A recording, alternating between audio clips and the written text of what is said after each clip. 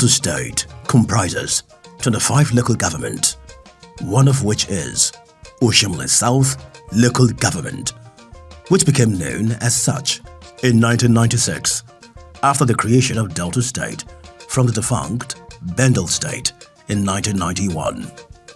Since then, many council chairmen have emerged to contribute their quota to the local government. On March 8, 2021, a young man named Honorable High Chief Kelvin Obi Ezenyili, PhD, born to the family of late High Chief Chike C. Ezenyili and late Mrs. Antonia Ezenyili, on the 1st of October 1984, took the oath of office as chairman of the council.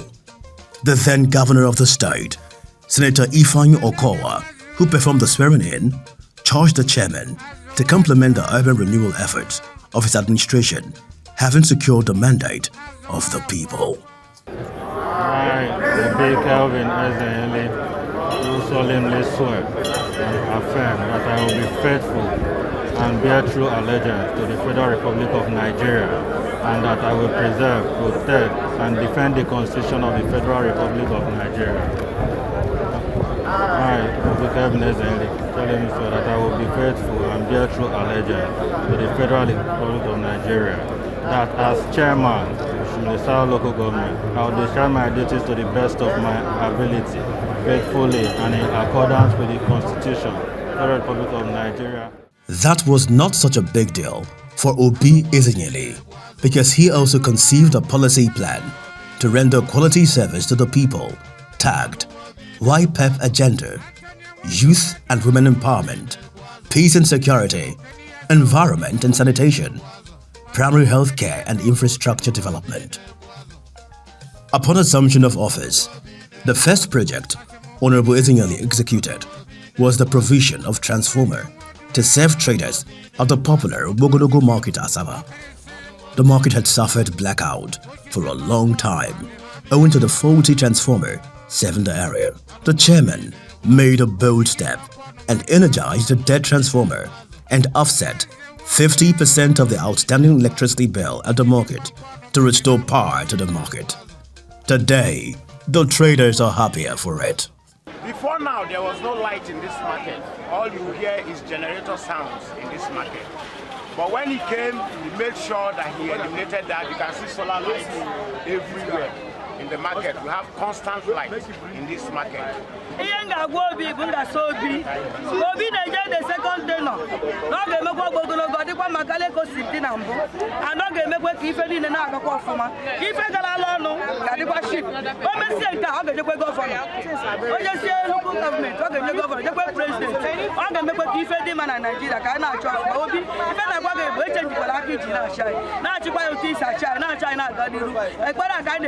Amen.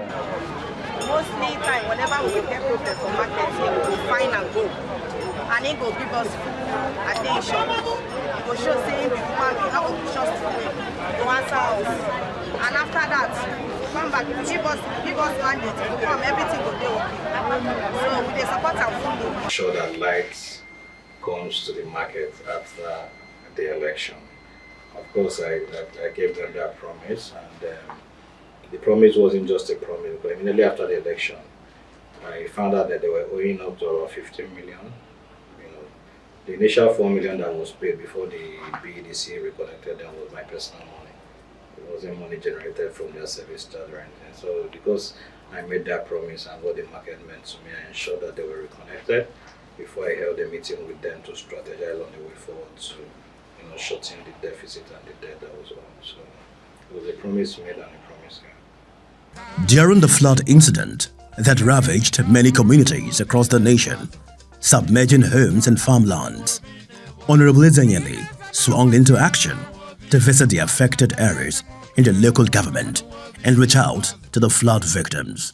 It's paramount, like I already aforementioned, if for state government to mark what to do in terms of food and security, it is left for us as a local government to inform them. Because we've been visiting places, but today to our greatest surprise, we now found out that there are people that are resident here. The chairman looked at the legislative complex of the council and saw it not befitting. Hence, he embarked on the construction of the groundbreaking, ultra-modern legislative complex in the council, with the state-of-the-art facilities to enable the legislators carry out their duties in a conducive environment and to mark his 100 days in office. The legislative building was conceived and executed as a project of Oshimile South local government area to provide a conducive working environment for our councillors, with a view to improving the performance of the councillors and enhancing councillors' overall quality of governance, the ultimate objective being the development of South and the well-being of the people of the local government area. Before now, Your Excellency, apart from the leader of the House, no councillor had an office. Most of them stay under the tree to perform their official duties. It's against this backdrop that we decided to create a conducive working environment to enable our legislators make good laws for the good people of Oshimile South by providing a befitting space and friendly working environment for them. Again, during the Yuletide in 2022, 11 indigent widows and aged persons, drawn from each ward in the local government, received 20,000 naira each from Obi Ezenyili, with a total of 150 bags of rice also distributed. He also redesigned the executive complex with sophisticated furnitures, appliances, and installation of closed-circuit television within the executive complex. It was a day of joy for indigents of Asaba when the council boss built the Ogwaoku Ahaba, which at some time had been a central meeting place for dignitaries in Asaba Kingdom, prior to the development of the Asagba Palace by the late Asagba of Asaba, Professor Chike Dozie, in 1991. The Ogwaoku, said to be the organ with authority, subject only to the Asagba of Asaba, was in a deplorable state. Hence, Honorable Ezenyili demolished the structure and ensured its reconstruction. During the construction, the late Asagba of Asaba visited the site and expressed satisfaction. The opening ceremony of the Ogwaoku attracted dignitaries from all walks of life, and the atmosphere was joyful.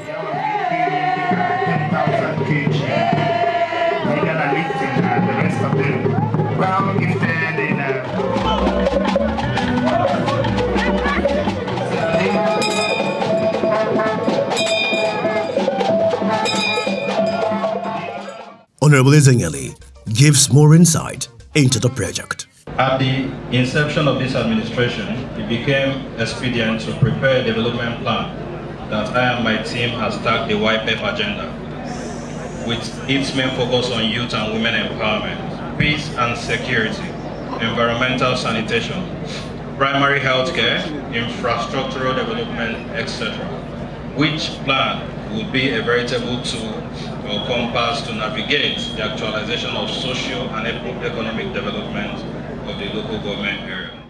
Everyone present witnessed the Imanzu by the Asagba of Asaba, as well as his activities with the late P.I.G. Onyobi during the Iwaji. His effort at rebuilding the Ogwaoku earned him a traditional title as the Kemba Haba, as conferred on him by the Asagba of Asaba during the Iwaji festival. Honorable Ezenyili has remained consistent in providing financial assistance to the needy at any opportunity. Council staff are not left out, as salaries are paid as and when due. The Christmas season has always been a time to look forward to, as the council chairman, in the spirit of Christmas, donates bags of rice and cash gifts to the people. The 2023 Christmas celebration saw the chairman give out 100,000 naira to 10 persons, each from the 11 wards in the local government. The peace and security agenda of Honorable Ezenyili administration has also been adjudged fruitful throughout his tenure. The council boss collaborated with security personnel, ensuring periodic meetings were held monthly with all security personnel and agencies in the local government to ensure safety of residents while also providing basic needs for vigilante groups. In our usual manner, I would like us to be very open to issues that concern Oshimile South, to issues that concern the safety of our people and how we can checkmate them. We all know that there has been a different rising issue as long as the security of the local government is concerned, especially the intrude from the eastern part. So we must have to be very transparent in elaborating the issues we have and how we can benchmark or checkmate them and the necessary people to work and partner with. Because this is 2024 and we're in January. So the earlier we kickstart in terms of ensuring the level of peace and security, the better for all of us. I'm very happy that the vigilantes are here. We've been doing a lot in Oshimile South to ensure that they checkmate these culprits. So I want us all to talk in unity as one family, as we've always done, to discuss in this inaugural security meeting for the year. He maintains synergy with the legislative arm, management and staff of the council, which culminated in the unity of purpose, early passage of bills and recording of feats in the area.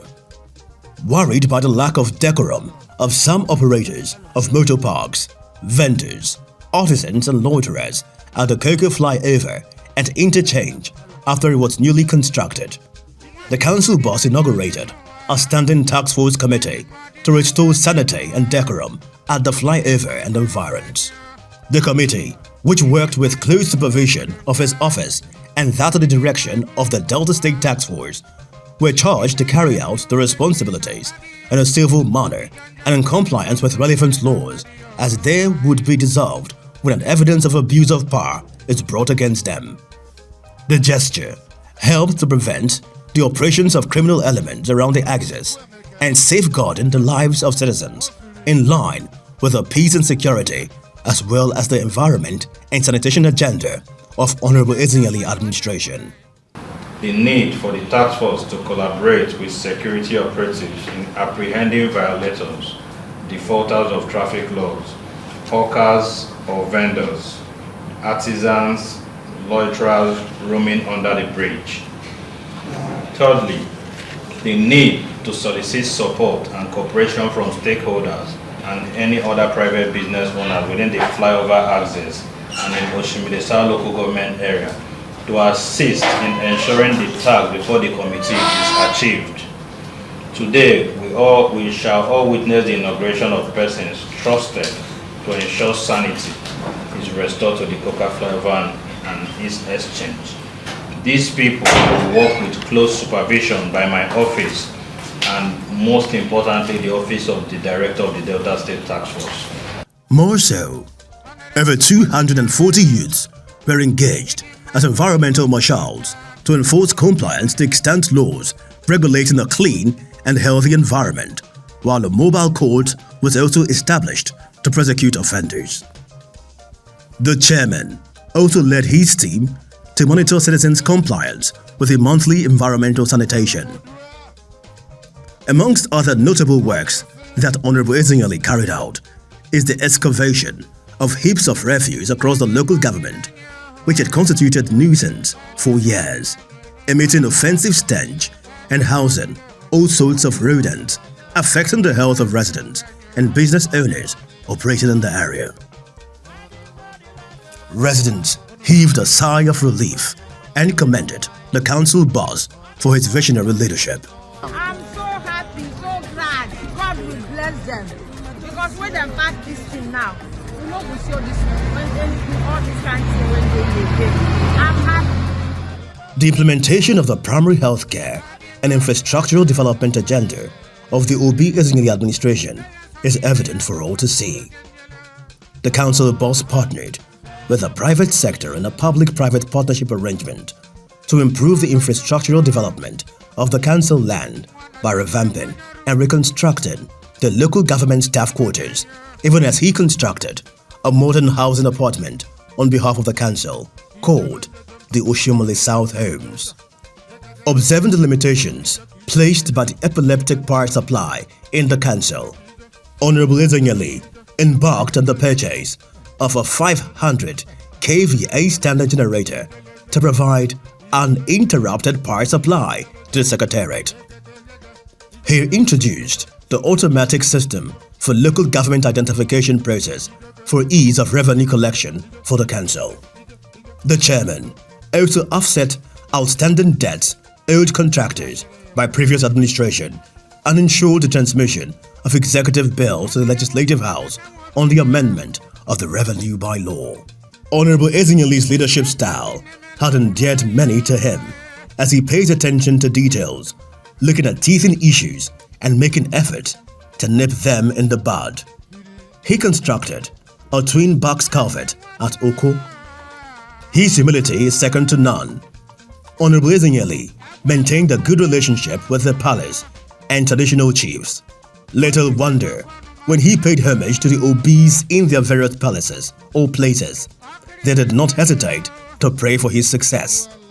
This brings to mind the saying that when a child washes his hands clean, he would dine with kings.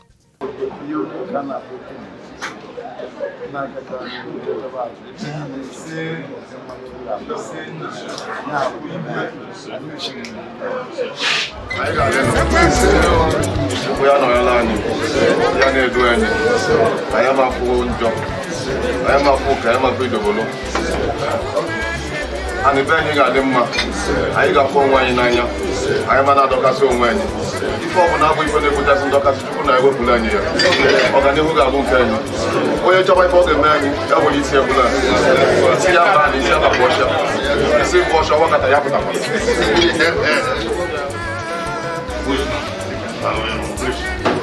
I'll be people. The South African, I think I will I'll tell them. Chairman, I know that I will get my watch now. I'll get them. I'll walk along. When you will be where my own. Yes.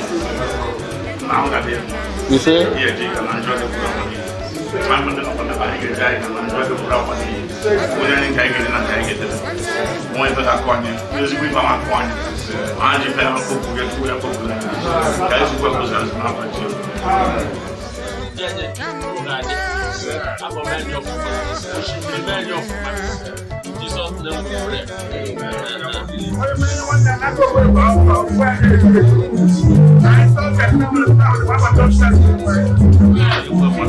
I friend my MLA. Friend of my MLA have no book. We're gonna have a book. I can entire live together. For my MLA and upper class the money. Don't want to never I go. Upon completion of his first tenure and handing over, council staff organized a send-forth party in his honor, where they showered him with encomium, awards and gifts from the various departments.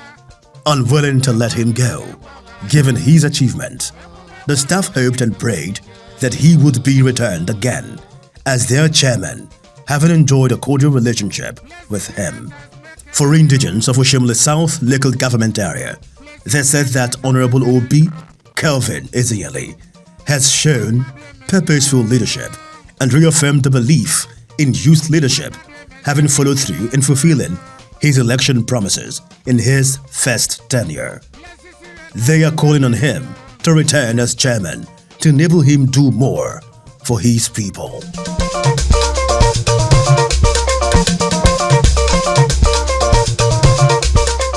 Oh, well, from my point of view, first of all, I think it did more than average because it was our administration and it won't be 100% nice for us to critically qualify. But if you look at it from the perspective of the outside world, which are the electorate, which are those who actually came to serve, I think is excellent because the administration was cut across youths, women, and the elderly in this local government. At least for the first time, if you notice, our administration was the first administration that did a lot of things that brought governance closer to the people, in terms of socialization, in terms of being available for people to at least see you as a chairman. Politicians before now, what they assume themselves to be, for me, it's not really called for, because if you notice, during election, they go round and round to see everybody that is here. After the election, they form this kind of caucus and demigod activities, which my administration didn't embrace such during our time. So I think we made rural governance closer to the people. I think my administration also, with the help of the Executive Council and the Legislative Arm, we did a lot of projects that have never been done before. When we came in as well, we were looked at as youths and young people, and then we didn't have the capacity, to do what it entails to be in the local governance, system of administration. But during the tail end, everybody confessed that the youth can actually do it. And when I was coming, I made promise to the people, especially the youth and the fathers of the later Sabah, that I was not coming as Obi Kelvin Ezenyili, I was coming as the representative of the youth. And that if I fail, that it is the youth that failed. So it's not about Obi Kelvin Ezenyili. So when I assumed office, it meant a lot to me, knowing that it was not me that was leading, that it was the administration of the youth. So I could never have failed them. From day one in office, I held the inaugural meeting with them, and I told them that this administration is one to reckon with. That it will be a privilege for all of us to work together and make this a landmark difference. Of course, they agreed, and I'm very happy that in the end of the administration, everybody was happy to have joined hands with the executive